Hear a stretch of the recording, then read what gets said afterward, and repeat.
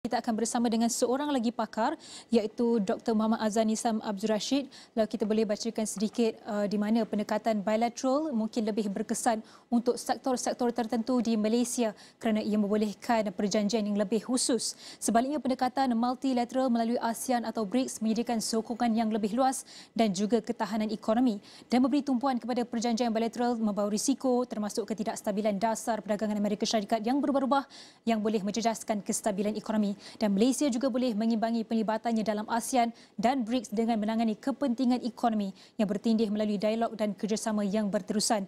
Malaysia juga boleh mendapat manfaat besar daripada strategi bilateral dalam sektor seperti teknologi, manakala sektor seperti perdagangan mungkin lebih sesuai dengan kerjasama multilateral. Jadi bagaimana untuk kita capai keseimbangan ini? Jadi untuk berbincang lanjut kita bersama dengan Dr. Muhammad Azan Nizam Abdul Rashid, Ketua Ekonomi Bank Muamalat Malaysia Berhad. Baik Dr. mungkin pertama sekali, sejauh manakah pendekatan bilateral berkesan bagi sektor tertentu di Malaysia kalau kita bandingkan dengan kekuatan kolektif pendekatan multilateral melalui ASEAN juga BRICS? Okay, terima kasih Nabila. Bagi saya kalau kita melihat perjanjian antarabangsa, perdagangan antarabangsa yang sedia ada, saya melihat Malaysia mengamalkan suatu pendekatan yang agak seimbang. Kalau kita melihat free trade agreements yang telah pun ditandatangani, kalau bilateral mempunyai sekitar 7 FTAs, manakala FTAs yang berbentuk bersifat serantau adalah 9. Jadi secara keseluruhannya ada 16 FTA yang telah pun ditandatangani. Jadi saya berdasarkan angka ini kita dapat kita buat satu kesimpulan bahawa Malaysia sentiasa berhati-hati dalam mengamalkan perdagangan antarabangsa yang mengambil kira dua faktor iaitu bilateral dan juga bersifat serantau. Jadi dalam konteks masa iaitu apakah yang bakal dilaksanakan oleh Presiden-elect Donald Trump pada tahun 2025 sehinggalah 2028, sudah pasti ini satu perkara yang menjadi satu kebimbanganlah kepada negara-negara pedagang seperti negara Malaysia. Dan saya melihat negara kita pun telah orang kata itu bekerjasama dalam negara dalam kesatuan BRICS. Jadi saya melihat perkara ini suatu bentuk ataupun langkah yang telah pun dilaksanakan bagi orang kata itu cakna tentang perubahan-perubahan yang mungkin kita bakal hadapi pada masa akan datang, terutamanya dalam pentadbiran Trump 2.0 pada akan datang nanti. Dan selain kita cakna, kita perlu juga tahu tentang risiko berkenaan ataupun impak kepada pemilihan presiden ini. Jadi, apakah risiko yang boleh kita hadapi sebagai Malaysia dalam konteks Malaysia dengan memberi tumpuan kepada perjanjian bilateral dalam ASEAN ataupun BRICS, terutamanya dalam era dasar perdagangan Amerika Syarikat yang mungkin kita jangkakan kian berubah ini? Memang risiko tu memang ada Nabila, kerana kita sebuah negara, saya berkata kita sebuah negara yang begitu terbuka. Tapi kalau kita melihat apa yang kita boleh andaikan Trump 2.0 nanti, saya mengambil kira beberapa langkah yang perlu beliau dan pasukannya perlu cakna. Pertama, siling hutang kerajaan Amerika Syarikat yang mana telah pun perundangan tersebut telah pun digantung dan sekarang ini hutang kerajaan Amerika Syarikat telah pun mencecah sekitar 36 trilion dolar Amerika Syarikat yang mana ia melebihi para silingnya itu. Jadi apakah impaknya? Impaknya adalah sebarang bentuk langkah bentuk fiskal sudah pasti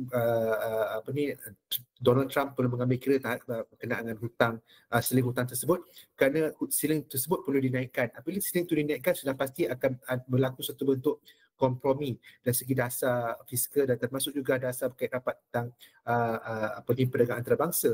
Jadi sudah ada orang kata tu mungkin boleh kita lihat sebagai satu hurdle jugalah untuk dasar yang ingin dilaksanakan. Dan kedua, saya rasa beliau pun kalau kita lihat semasa Trump 1.0 juga, sebenarnya kalau kita lihat tahun 2019 untuk seumpamanya, telah banyak pun sebenarnya perbincangan antara negara Amerika Syarikat dan negara China tentang bagaimana mereka perlu resolve pertembungan perdagangan antarabangsa ini. Jadi bermaksud Trump mempunyai orang kata tu satu sifat yang pro-business juga sebenarnya. Jadi saya kira pendekatan ini juga mungkin akan diguna pakai pada masa akan datang, di mana suatu bentuk keseimbangan yang mungkin dapat dicapai supaya mungkinlah situasi menang-menang mungkin dapat dicapai supaya perdagangan antarabangsa itu dapat dijalankan seadil mungkin. Jadi saya kira banyak lagi orang kata tu permutation yang mungkin kita perhatikan, yang maksudnya kita hanya boleh orang kata tu menganggarkan apakah yang bakal berlaku pada masa akan datang. Doktor, bantu kami faham sebab sudah tentu Malaysia perlukan pelibatan dari kedua-duanya dari segi bilateral dan juga multilateral juga diperlukan. Jadi bagaimana Malaysia boleh mengimbangi pelibatannya dalam ASEAN dan juga BRICS untuk menangani kepentingan ekonomi yang bertindih dan mengelakkan pertinihan, dan mungkin dalam sektor mana Malaysia paling berpotensi mendapat manfaat daripada strategi bilateral dalam ASEAN atau BRICS, dan sektor mana pula yang lebih sesuai dengan kerjasama multilateral? Seperti yang saya sebutkan tadi, negara kita ataupun pentadbiran yang sedia ada sentiasa cakna tentang risiko yang bakal kita hadapi, dan apabila kerajaan menyertai BRICS ini jelas menunjukkan bahawa ia merupakan suatu bentuk langkah untuk mempelbagaikan sumber FTA tersebut. Jadi dengan berbekalkan langkah tersebut berarti kerajaan telah pun orang kata tu cuba mengurangkan ataupun meminimumkan sebarang risiko yang mungkin terjadi akibat daripada dasar Amerika Syarikat yang dianggap agak orang kata tu hostile jugalah ya. Saya kira bukan saja Trump, kalau kita lihat pentadbiran Biden juga banyak langkah-langkahnya itu pun masih lagi dikekalkan dari segi trade friction ini dan tidak dikurangkan pun. Jadi situasi itu masih lagi berterusan. Cuma kita risau apakah Trump 2.0 ini darjahnya itu lebih tinggi lagi. Tapi apa yang pasti perdagangan antarabangsa antara Malaysia dan dengan Amerika Syarikat sentiasa meningkat. Kalau kita lihat ekspor kepada Amerika Syarikat kalau tahun 2016 ada sekitar 80 bilion US dollar ringgit, tapi pada tahun lalu telah mencecah 161 bilion. Di peningkatan 2 kali ganda lah kalau kita bandingkan dengan tahun 2016. Jadi saya kira walaupun kita risau tentang situasi perang perdagangan ini yang mungkin meningkat dari segi intensitinya itu, namun hakikatnya Amerika Syarikat masih lagi merupakan sebuah rakan dagang yang utama, dan dari segi value-nya itu pun semakin meningkat. Jadi kita masih lagi terlalu awal untuk membuat sebarang kata tu tanggapan lah. Doktor, kalau kita nak tahu juga, adakah Malaysia bersedia untuk menghadapi segala sebarang perubahan dasar dari segi bentuk perdagangan dan juga ekonomi, dan mungkin bagaimana dengan pelibatan dalam ASEAN dan juga BRICS ini boleh membawa suara ASEAN di peringkat yang lebih tinggi? Adakah ia boleh dicapai ataupun ia masih lagi orang kata angan-angan di situ? Saya melihat apabila Malaysia merupakan pengerusi ASEAN pada tahun hadapan, saya kira pentadbiran yang sedia ada ini boleh merencana suatu bentuk tindak balas yang lebih cakna tentang dinamik yang kita hadapi sekarang ini. Seperti yang saya sebutkan tadi, seboleh-bolehnya globalisation ini perlu diraihkan, kerana kita perlukan globalisation untuk berdagang, untuk mendapatkan suatu bentuk transfers of technology, suatu bentuk dagangan yang begitu harmoni lah, baik dari segi barangan dan juga perkhidmatan.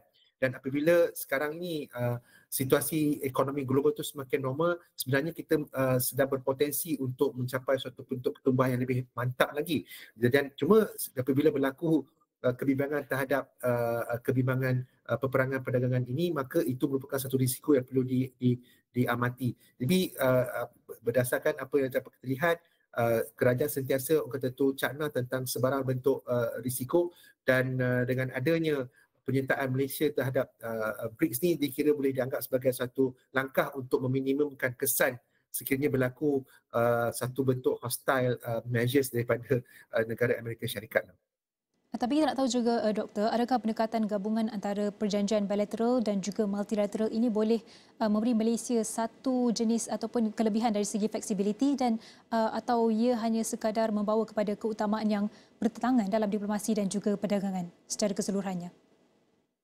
Secara keseluruhannya, dia akan mungkin ada satu bentuk overlapping lah dari segi perjanjian tersebut.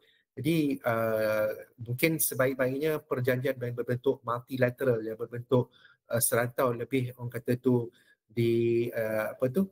perlu diraihkan, kerana dia akan melibatkan pelbagai negara, dan itu akan orang kata tu membuka banyak lagi potensi untuk negara menembusi pasaran, dan terutamanya bagaimana kita nak meningkatkan sektor PMKS, terutamanya dari segi linkage dari segi antara PMKS dengan negara luar. Jadi dengan multilateral trade ataupun perjanjian antarabangsa dengan antarabangsa yang berperingkat dari segi serantau ni, lebih saya rasa mungkin lebih perlu diberi penekanan lah. Dan di sini juga lah kenapa BRICS itu mungkin satu pilihan antara pilihan yang dikira suatu pilihan yang utama lah. Baik, Doktor, suka untuk saya sentuh sedikitlah sebelum kita akhirkan perbincangan ini berkenaan dengan ringgit. Adakah pergerakan ringgit tu orang kata akan terus kekal lemah sehinggalah ke hujung tahun 2024, atau bagaimana Doktor boleh jangkakan ataupun terangkan kepada kami untuk bantu kami faham perkara ini? Baik. Sekarang ni saya nampak sentimen pasaran begitu lemah kerana apa yang digambarkan adalah pentadbiran Trump 2.0 ni dianggap satu pentadbiran yang begitu sukar, yang akan bersifat antagonistik dan sebagainya. Namun hakikatnya adalah masih terlalu awal untuk kita mengatakannya kerana sudah pasti Trump mahu membuktikan bahawa beliau merupakan pilihan yang tepat di kalangan rakyat Amerika Syarikat. Sudah pasti dasarnya itu perlu bersifat mempromosikan pertumbuhan ekonomi, dan kita tak sedia maklum bahawa berkenaan dengan tarif ni dia akan menyebabkan peningkatan dari segi inflasi dan mungkin akan menyebabkan peningkatan kos perniagaan. Jadi saya rasa masih terlalu awal untuk kita menyatakan apakah peratusan tarif yang bakal dikenakan. Jadi ini merupakan suatu fokus utama dan ringgit dilihat lemah kerana faktor inilah. Namun kalau katakanlah faktor itu nanti tidak seperti yang di price in kan buat masa ini, saya kira kemungkinan untuk nilai ringgit untuk bergerak lebih kukuh pada masa kata masih lagi jelas lagi.